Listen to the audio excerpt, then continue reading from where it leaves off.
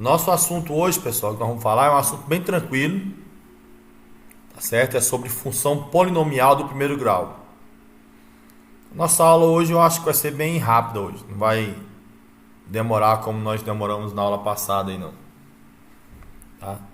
É um assunto bem fácil, tá ok? Mas prestem atenção para vocês pegarem aí e depois responderem as questões que eu vou postar depois, tá certo? Vamos lá. Primeiro aí vamos aos combinados aí, pessoal. Então, como foi na última aula aí, quem estava presente, os microfones aí desligados, tá certo? Enquanto eu estiver explicando aí, se surgir alguma dúvida, tá certo? Vocês podem ligar o microfone para tirar a dúvida, tá certo? E novamente vou precisar de um aluno aí para fazer esse controle aí, né? Caso algum aluno faça alguma pergunta aí no chat, tá certo? E passe desapercebido aí por mim, esse aluno, ele possa me perguntar, tá ok? Caso entre algum aluno aí, o aluno me lembre de colocar a chamada para... Boa noite, professor. Boa noite, tá certo? Para que os alunos possam responder a chamada, tá certo? E eu lembro a todos que a aula está sendo gravada, tá certo, gente? Depois aqui Vai colocar a chamada onde? vou colocar a chamada no chat aqui no Forms, tá certo? Para aqueles alunos que entraram aí agora. Eu vou colocar ela aqui no chat aqui, ó. E tá aí no chat, ó. É só você clicar aí e responder, tá? Bem, pessoal, a aula está sendo gravada. Depois que eu acabar essa aula aqui, acredito que não hoje, né? Mas logo depois aí eu vou estar editando e colocando essa aula no YouTube, tá certo? Então provavelmente amanhã essa aula já vai estar no YouTube. Então caso vocês tenham alguma dúvida, aqueles colegas de vocês que não assistiram essa aula aqui ao vivo, eles poderão estar assistindo e vocês poderão estar tirando algumas dúvidas que vocês possam vir a ter, tá ok? Então, vocês poderão estar vendo no YouTube. Aí quem quiser se inscrever lá no YouTube, tá certo? No canal para poder estar vendo mais alguns vídeos, só se inscrever lá, tá certo? Então vamos à nossa aula aí de hoje, pessoal, que é a função. Primeiro vamos ver o que é uma função, né? A gente tem que entender o que é uma função. Então eu coloquei aqui, pessoal. Função é uma relação entre dois conjuntos, né? Então começaremos aqui destacando a função polinomial de primeiro grau, que é a mais simples, também chamada de função identidade, né? Onde y, que é a mesma coisa que f de x, que é igual a x, né? Além da estrutura mais geral da função do primeiro grau, y igual a f de x, que é igual a ax mais b, temos uma estrutura mais simples do tipo y igual a f de x igual a ax. Então deixa eu tentar explicar para vocês, gente. Função é uma relação entre dois conjuntos. Como assim uma relação entre dois conjuntos, pessoal? Vamos tentar colocar isso aqui mais na realidade de vocês, tá certo? Por exemplo, se eu falo para vocês uma relação entre dois conjuntos no dia a dia, por exemplo, você vai na padaria comprar pão. Você saber a relação entre a quantidade de pães e o preço que você vai pagar. Isso é uma função, né? A função entre a quantidade e o preço a pagar. Então você tem aí um exemplo de função, né? Outra função, a quantidade de litros e o quilômetros rodados. No caso de um carro, é um exemplo de função, uma função de primeiro grau, né? Então esses são exemplos de funções no dia a dia, pessoal. Aí aqui ele coloca para nós a forma de uma função geral, que nós vamos estudar essa função.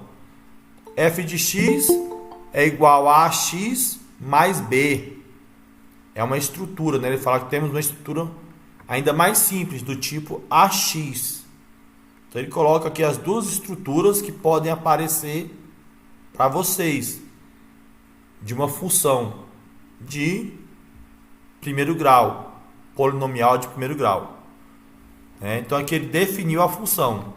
Vamos então tentar entender essa função aqui, né? Então temos que a função polinomial do primeiro grau é toda a função escrita na forma, aqui está, f de x igual a x mais b com a diferente de zero. Então uma coisa que ele destaca aqui para vocês, pessoal, que é na função do primeiro grau, o a obrigatoriamente ele tem que ser diferente de zero, tá certo? O b ele não importa, mas o a tem que ser diferente de zero. E uma segunda observação que ele faz é que a função do primeiro grau, ela é do primeiro grau, pois o expoente da variável x é o número 1. Então, essa variável x aqui, ele tem um expoente igual a 1. Por isso que ela é uma função do primeiro grau. Tá certo? Então, ela é uma função do primeiro grau porque o expoente de x é 1.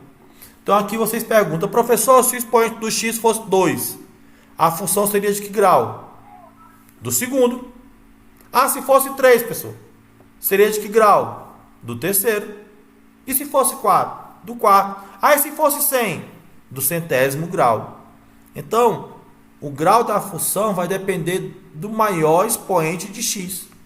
Então, o maior expoente de x vai determinar o grau dessa função. Como o maior expoente de x aqui é 1, ela é do primeiro grau. Tá certo? Então, o número a aqui, gente, esse número a aqui que acompanha a variável x, ele é chamado de coeficiente de x. Ou seja, ele é o coeficiente de x. E o número b é o termo constante. Beleza? Então, esse número b ele pode ser 0. O a não. Beleza, gente? Então, atenção. O b pode ser 0? Pode. O a pode ser 0? Não. Tá certo? Porque senão a primeira alternativa aqui, ó, ela não vai ser confirmada. Não vai ser uma função polinomial do primeiro grau. Tá? Porque ela fala que o a tem que ser diferente de 0. Tranquilo, gente? Então, bora seguir. Aí. Então, pessoal, vamos ver alguns exemplos aqui de funções, né? As funções polinomiais do primeiro grau, elas recebem alguns nomezinhos também aí. Não deixam de ser funções do primeiro grau, mas elas recebem alguns nomezinhos específicos, como função afim.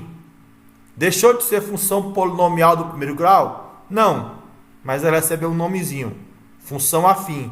Então, quando alguém te fala, dada a função afim, professor, o que é isso? É uma função polinomial do primeiro grau, só que ela recebeu um nomezinho mais bonitinho. Então, função afim, tá aqui, f de x igual a 5x menos 15, também conhecida como função polinomial do primeiro grau, ou função polinomial de grau 1, ou função polinomial de primeiro grau, cujo gráfico é uma reta, não perpendicular ao eixo x. Lembrando que perpendicular forma um ângulo de 90 graus, viu, gente? Então, não perpendicular ao eixo x. Aí aqui eu coloquei para vocês que isso aqui é muito importante, gente. O valor de A é 5 e o valor de B é menos 15. Então, na função afim, o valor de A e o valor de B, ambos vão ser diferentes de 0. Tá certo? Então, na função afim, o valor de A e o valor de B, ambos vão ser diferentes de 0. Tá aqui, ó, A igual a 5, B igual a menos 15. Então, tá aqui, ó, A igual a 5. Lembrando que A é o que multiplica o x e B é o termo que não tem, o termo independente também, tá, gente? Termo independente é o termo que vem sozinho. Beleza? Então tá aqui. E temos aqui uma outra que é a função linear.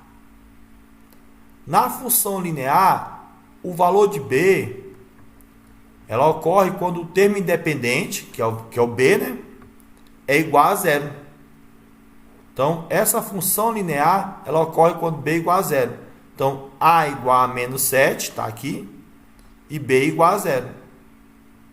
Então, função linear, ela ocorre quando b for igual a zero. Por isso que eu coloquei aqui os valores. Então, a igual a menos 7 e b igual a zero. Então, qual é a diferença da função afim para a função linear, gente? Na função afim, o b é diferente de zero. E na função linear, o b é igual a zero.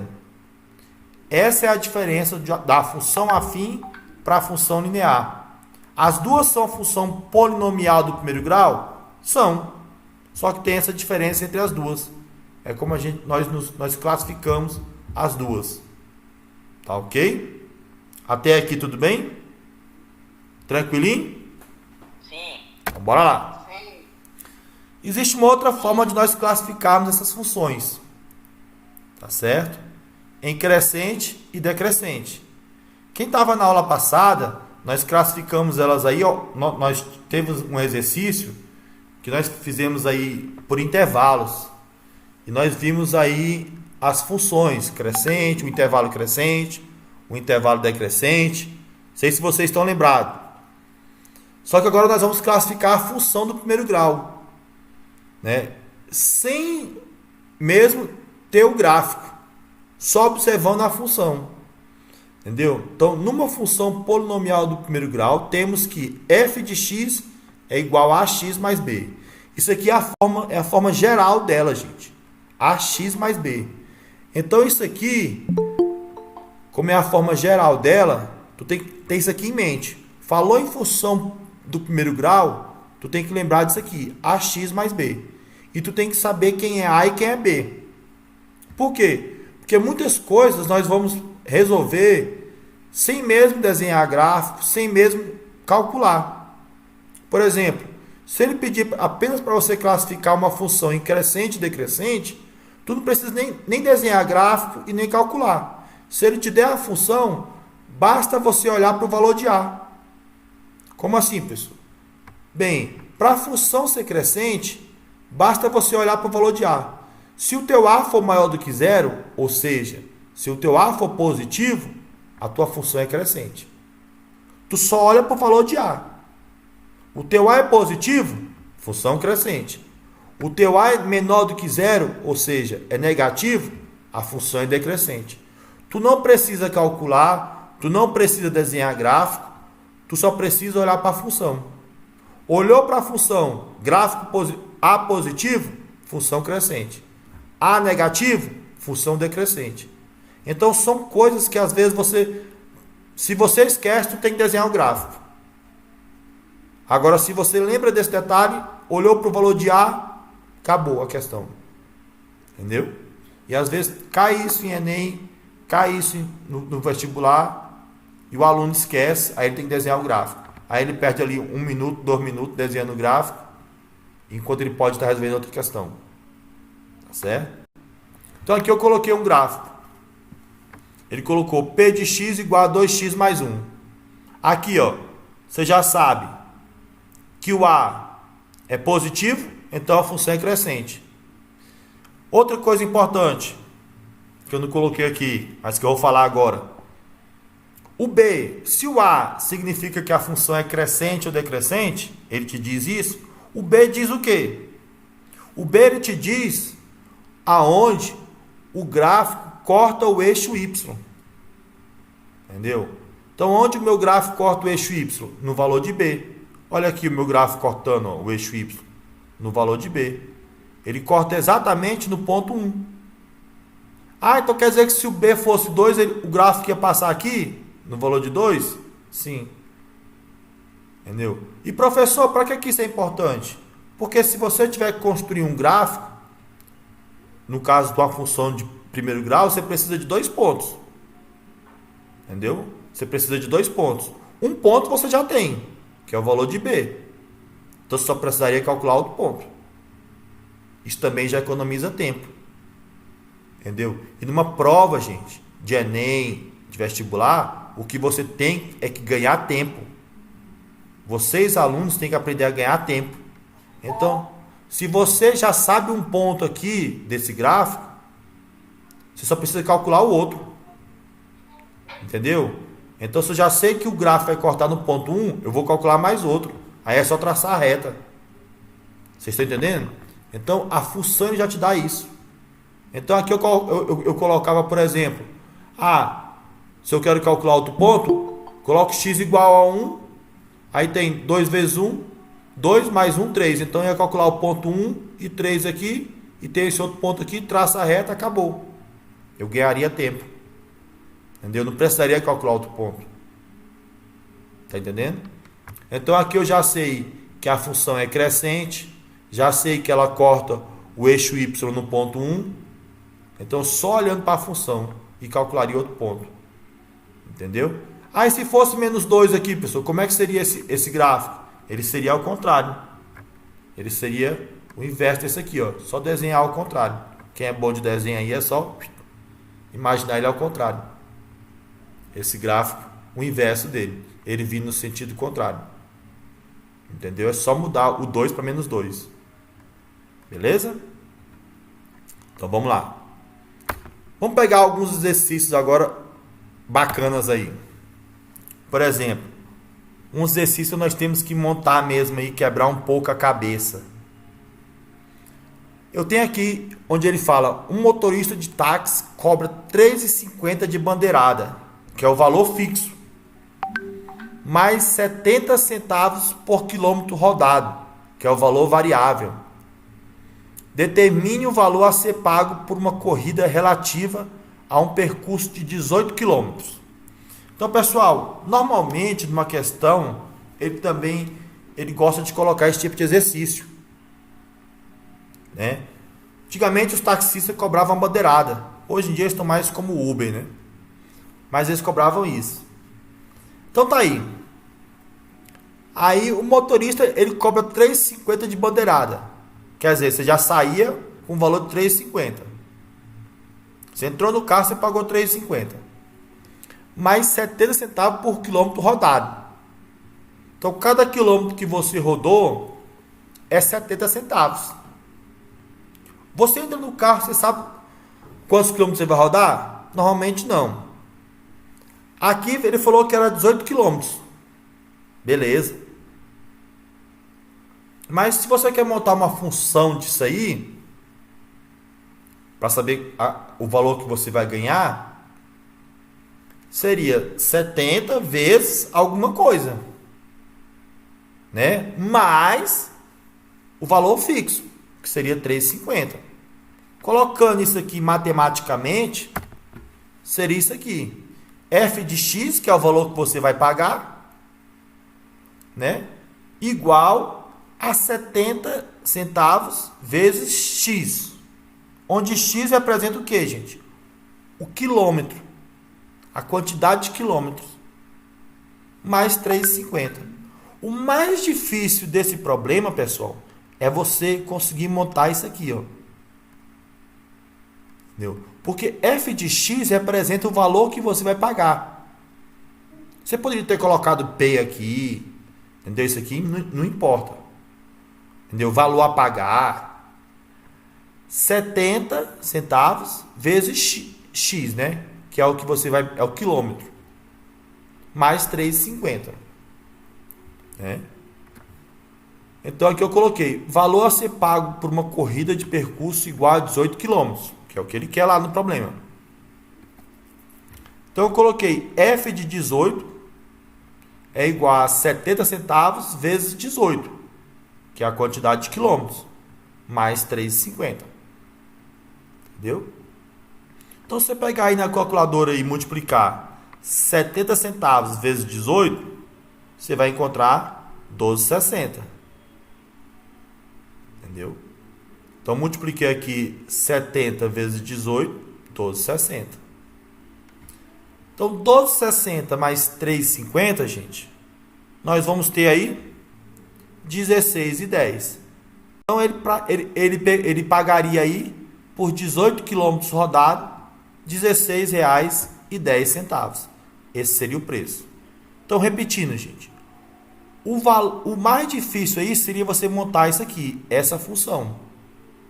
Entendeu? Que é o que você tem que prestar atenção o quê? O que é a parte fixa e o que é a parte variável. A parte variável, ela vai estar junto com a parte, com a incógnita, que é o x. Entendeu? Aí. Então, a parte variável vai estar junto com a incógnita, que é o x. 70x mais 3,50. Beleza? Quer que eu explique novamente ou tá bom?